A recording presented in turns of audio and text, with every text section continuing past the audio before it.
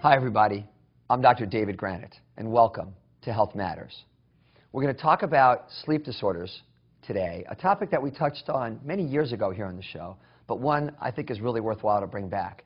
In a recent survey, 7 out of 10 Americans reported having difficulty sleeping, an astounding number. You're probably one of them if you're watching the show right now. To get us through this topic, we have with us one of the world's true experts, Dr. Sonia Ancoli-Israel. Welcome. Thank you so much. Dr. Ancoli-Israel is the top of the heap when it comes to sleep issues. She is a professor of psychiatry here at the University of California, San Diego. She's director of the Sleep Disorders Unit at the Veterans Hospital, director of research for the Sleep Disorders Center at the University of California, San Diego. She has over 300 articles, 3 books in the topic, and this year was the National Sleep Foundation's won the Lifetime Achievement Award. Right. Congratulations. That's pretty impressive. Thank you. When we I was quite honored. And I was very impressed. When we thought of talking about sleep again, we didn't think there was any reason to bring anybody else back. We wanted to have you once again.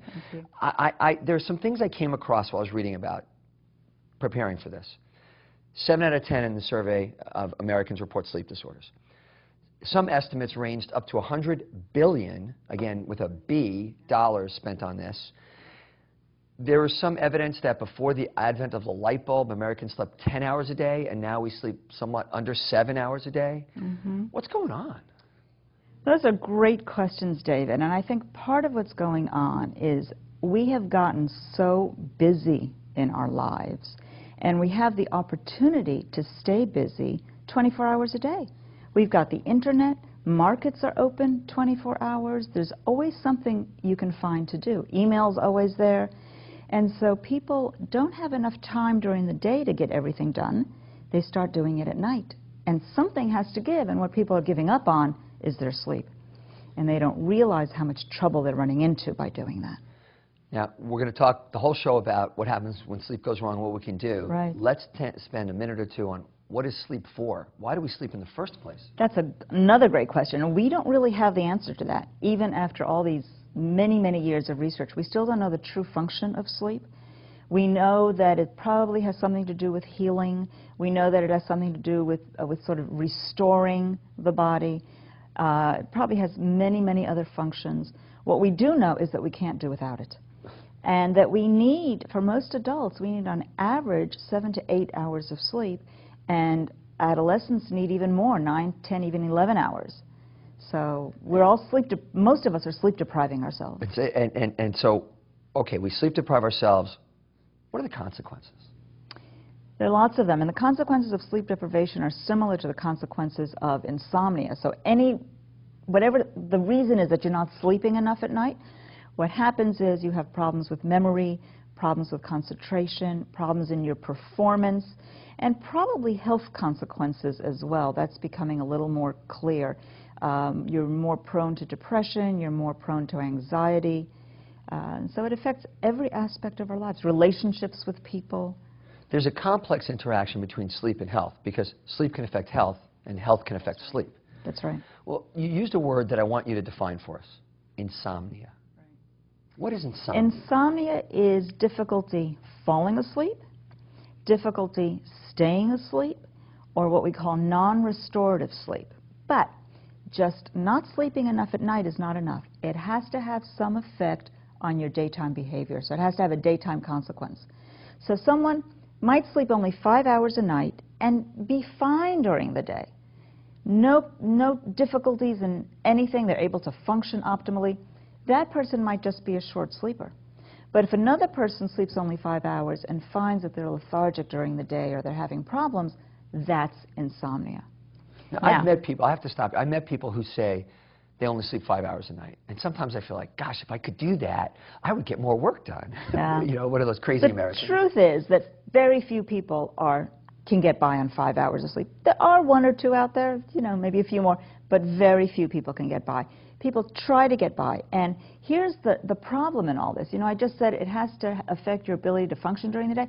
Most people don't have any idea if it's affected their ability to function. They think they're functioning great, and then you ask them, how many cups of coffee do you drink a day, right? And they're going out and having 2 lattes and 4 espressos and all this, and they don't, and Cokes and all these other things that have caffeine, all the energy drinks, because they're trying to keep themselves awake. So they don't realize how tired they are. They don't realize that their life is affected by the fact that they're only sleeping 5 hours. Does the sleep cycle change over time as we age, from a child to a teenager to a young adult to an older adult? It does some. What happens is actually in our 20s and 30s, we start losing our very deeper levels of sleep. And as we get older, sleep efficiency changes some, meaning the amount of sleep that you get, given the amount of time that you're in bed, decreases. But we also believe that the need for sleep doesn't change with age. So an older adult doesn't need less sleep than they did when they were younger. What does happen as we get older is the ability to sleep changes. And that's because of all the other things that happen to us as we age, all the medical illnesses, the psychiatric problems, all the medications that we need to take as we get older. It's all those things that affect our ability to sleep. It sounds like a downward spiral a little bit, that you start taking medicines for one thing and they affect your sleep, and your sleep affects your health, and it just keeps going. It's all a vicious cycle. You know, we used to talk about insomnia being primary or secondary. We used to say, well, you have heart disease, therefore that's causing your insomnia, or you have depression, therefore that's why you can't sleep. And there was a very important conference 2 years ago that the NIH held, a State of the Science Conference on Insomnia. And one of the main conclusions from that conference was that insomnia is comorbid with these conditions, not secondary. And that has great treatment implications.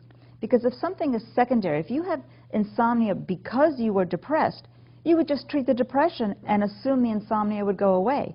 The fact that we now see them as being comorbid means we need to treat them concurrently. And that's a very important point. You talked about the different aspects of sleep that can go wrong, from getting asleep, from staying asleep, getting good restorative sleep, and even how you wake up. Can we tackle each of those? Sure. Getting to sleep. Because for me, this is the single problem. Once I get to sleep, I do okay. But I find myself all the time falling asleep downstairs in front of the television set, as my wife would say, with a potato chip in my hand, you know, in mid-bite. And then she wakes she wakes me up to go to sleep. And that's one of those things that people complained about in a hospital. They'd wake you up to give you a sleeping pill. That's right. How do we start about just the aspect of getting to sleep in the first place? Right. So there are several aspects to tackle in that one little scenario. The first is, as we get older, or throughout our lifespan actually, our circadian rhythms, our biological clock shifts. So that adolescents, younger adults have what we call a delayed sleep phase. And what that means is their whole biological clock is shifted such that they don't get sleepy till maybe 1 or 2 in the morning, and then they want to sleep till noon, you know, the typical teenager pattern. But it's actually genetically driven, okay? Yet they go to school at 7 o'clock in the morning. Right, which is a major problem. It's like the rest of us trying to go to school at 3 in the morning.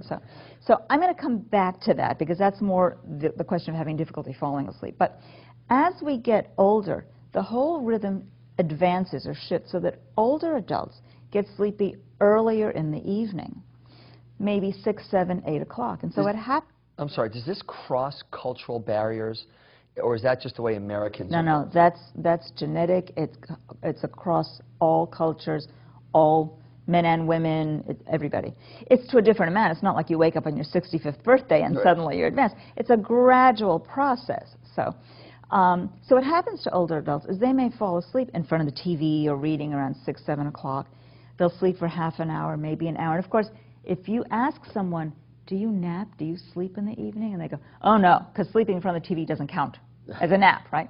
So you really have to get at that. But what happens then when you wake up is you now have run into the problem of what we call homeostasis.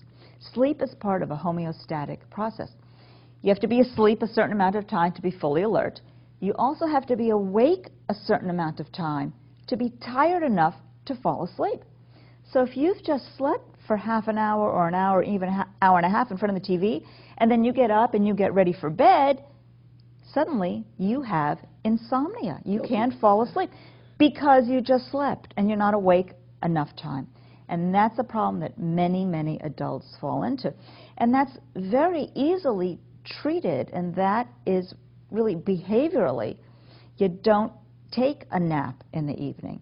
If you're that sleepy, then it's time to go to bed and deal with what you need to do in bed and to sleep in bed. My wife's going to kill me after she hears that. I'm in trouble now. So before the show, you and I were chatting, and I was talking about there are all these new drugs that are available, and you said to me that the behavioral therapies are more powerful. Right. The same NIH conference that I just mentioned also concluded that cognitive behavioral therapy, which is a type of behavioral therapy, is the most effective treatment that we have for the treatment of insomnia.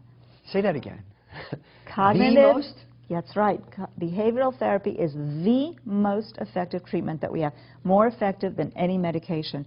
Now, they also came out with many conclusions about the different medications, and we can talk about that. Some are better than others, but behavioral therapy is the best treatment we have. But people have to be willing to do it. You know, people find it easier to just swallow a pill and hope that solves everything. Sure. And it doesn't ever solve everything. So behavioral therapy typically has people changing their habits. Right. What kind of habits should people develop to help them go to sleep? Okay. The first is not spending too much time in bed. That's probably the most important change you can make. What does a person who can't sleep do? You know, gosh, I didn't sleep last night. I'm going to go to bed 2 hours earlier to try to get more sleep. So they're extending their time in bed, which makes their sleep even worse. So you only want to be in bed for the time that you're asleep, plus, you know, a few extra minutes to fall asleep. So if you want to sleep 8 hours, you should only be in bed about 8.5 hours, not 9 or 10 hours. So what we often do with patients is we restrict the amount of time they're allowed to stay in bed. So at first, they get extra sleepy because they're not in bed long enough, but then slowly we increase the amount of time they're allowed to be in bed. A lot of people watch TV in bed or get on their computer or read a book or... We don't recommend that. Let's deal with reading separately. If you can read and that relaxes you and that helps you fall asleep, then that's okay.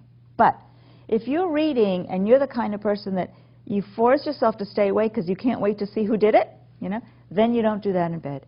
You only want to do things that are very relaxing and will help you fall asleep. So we don't recommend watching TV in bed. We don't recommend working on the computer, even in your bedroom. Anything that's not associated with being tired and sleeping should be done in another room. And that's part of the behavioral treatment as well. What about eating and drinking? In bed? Or in preparation for preparation. Sleep? Well, certainly not in bed. Eating a light snack before bedtime is not a bad idea. Just you don't want to go to bed hungry. You want to be comfortable, and if eating a little bit makes you more comfortable, that's fine. You don't want to drink too much if you have problems with nocturia. You don't want to be getting up multiple times during the night to go to the bathroom. You don't want to drink alcohol at night. A lot of people will use alcohol to help them fall asleep because it does make you sleepy initially. But several hours later, when the alcohol leaves your bloodstream, it wakes you back up again. So drinking at bedtime is a bad idea because you'll wake up 1, 2 o'clock in the morning. Drinking a lot with dinner might be a bad idea because you'll be sleepy initially after dinner, but by the time you're ready to go to bed, you're going to be wide awake. So alcohol, although it gets you sleep, might ruin the rest of your sleep. Exactly. So we want to do something that helps all of it. That's right. Exercise? Always a good idea. The more physically fit you are, the better you'll sleep. In general, you want to exercise at least 6 hours before bedtime. This has to do also with our circadian rhythms. Our sleep is controlled in part by our core body temperature. Body temperature has its own circadian rhythm. It drops at night, that's when we get sleepy, rises in the morning, that's when we wake up.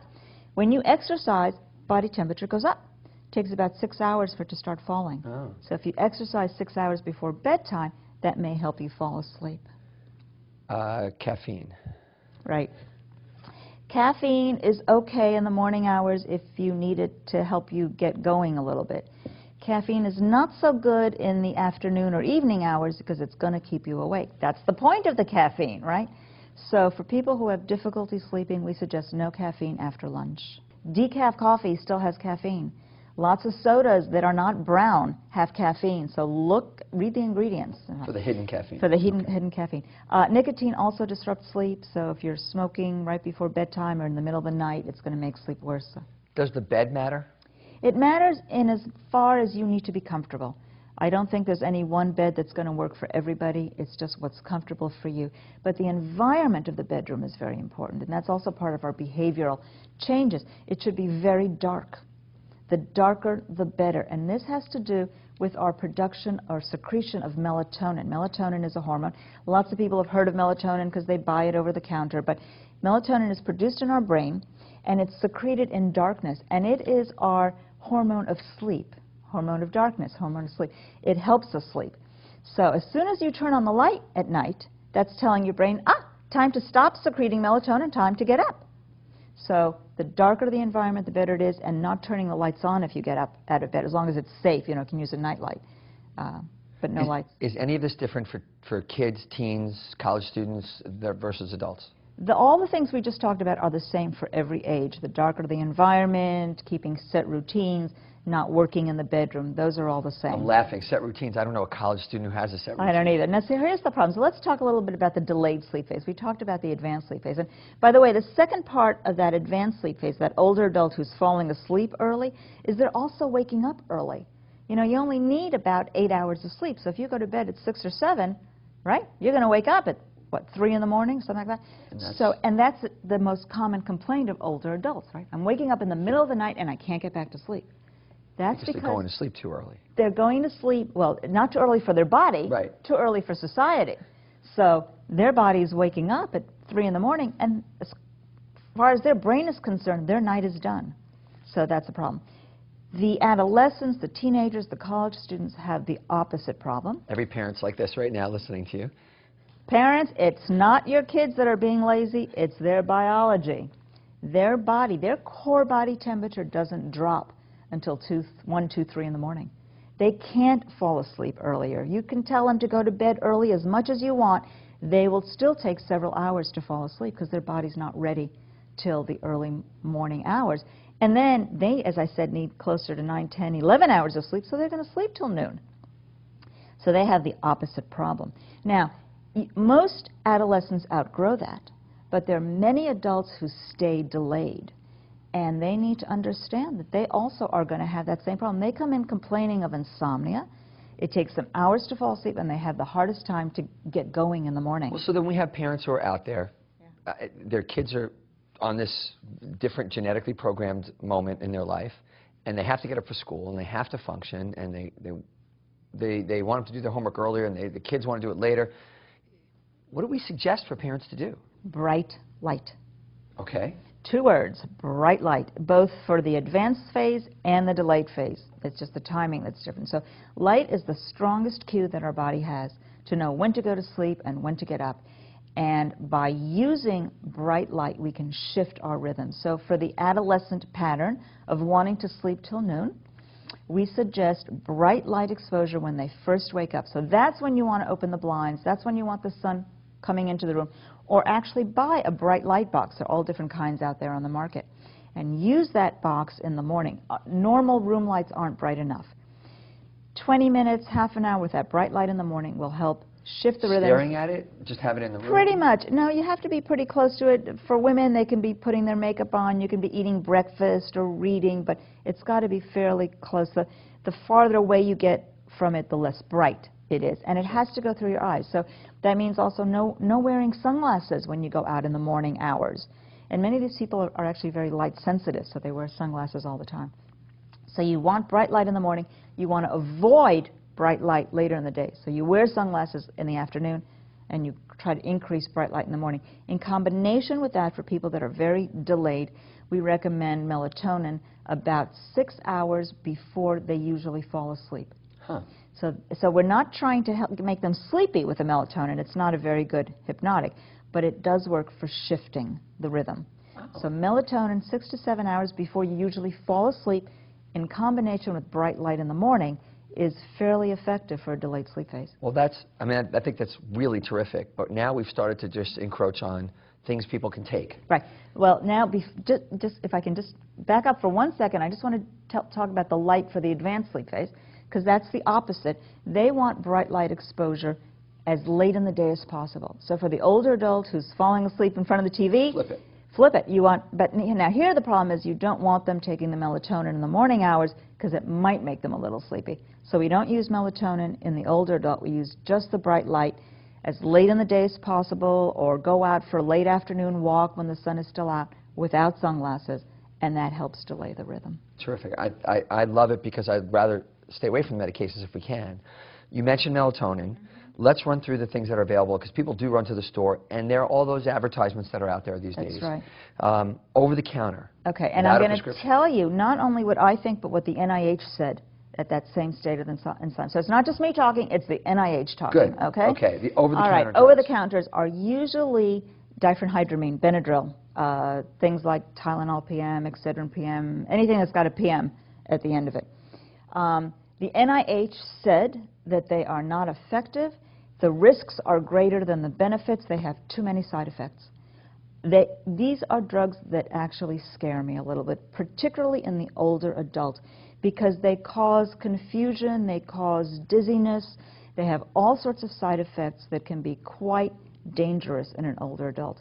So people think just because they can buy them over the counter, they're very safe. I do not recommend the use of the over-the-counters. The NIH did not recommend them, certainly not in any long-term use. So there are better choices. There are better choices. Okay. Now, some of the other over-the-counter things that are not the typical go to the drugstore and get, you mentioned one, melatonin, but there's others, L-tryptophan, valerian root, and chamomile I came across. There are absolutely no data to suggest that valerian or chamomile are effective. There's some studies going on now. We'll wait to see what they show. In general, the NIH said not effective, and actually some of those can have risks associated with them as well. So better choices out there even beyond that. L-tryptophan was shown to be effective years ago and then was pulled off the market, and it's slowly starting to come back. I don't know too much about the new formulations. What I do know is that you need several grams for it to be effective, and you'd have to take an awful lot of it for it to work. Well, I always think that's... People talk about warm milk, which has tryptophan, or the big turkey meal on Thanksgiving. Right, bananas, fish. Yeah. Okay, so now we hit benzodiazepines, or prescription drugs. Right.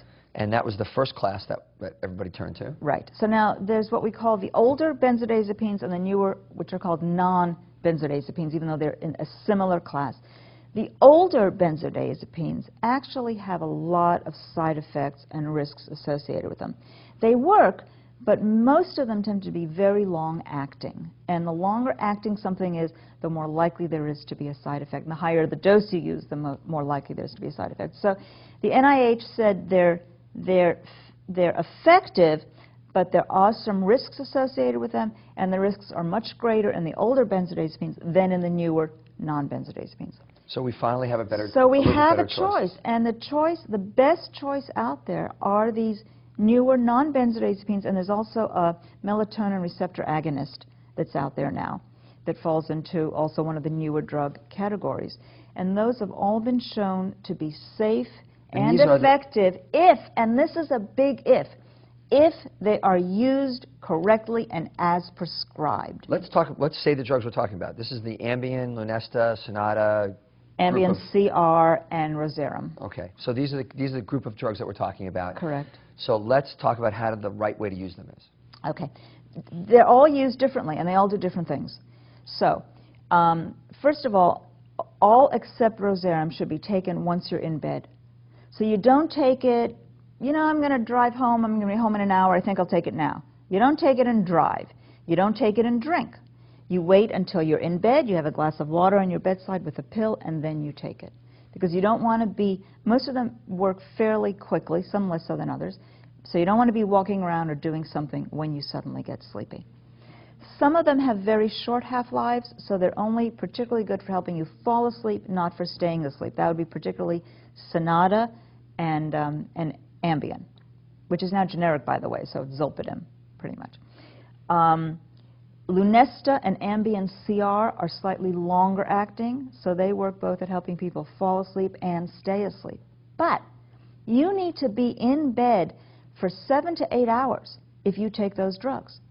So if you're, and that's the way it's recommended. So if you know that you're only going to be in bed 5 or 6 hours, you should not be taking a Lunesta or an Ambien CR. I've seen people get on a plane flying cross-country.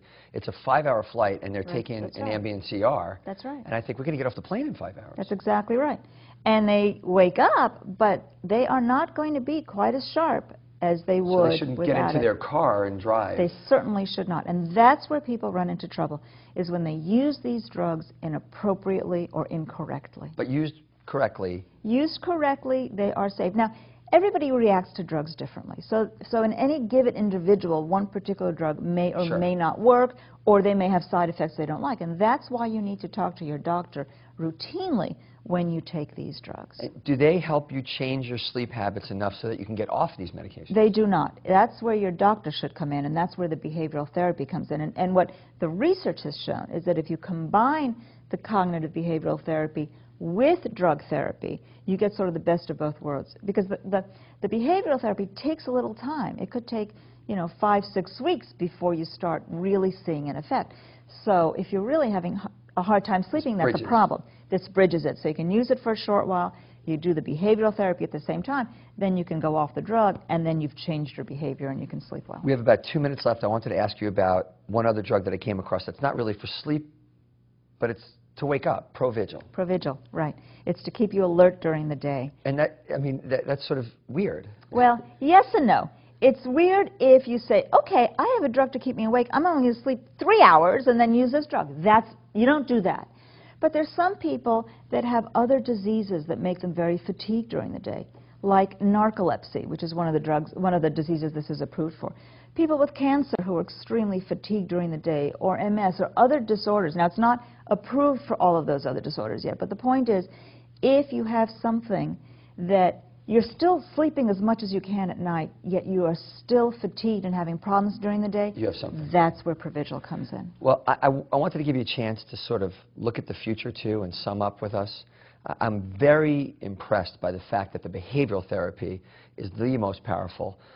For people listening at home, give them the pitch. I mean, what is it they should, in the 1 minute, what's the takeaway message, and what can they look forward to?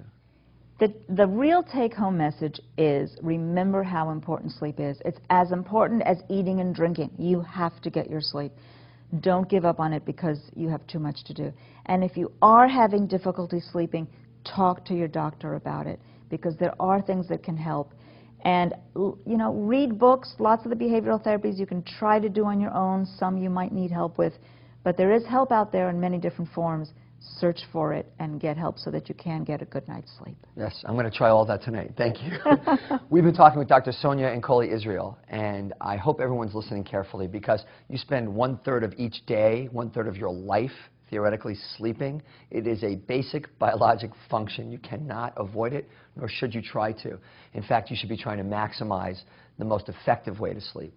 And you don't always have to turn to a medication to do it. The more you know about this, the more educated you are, the more you can help yourself. And that boils down to one thing: knowledge is power. Take advantage of that knowledge.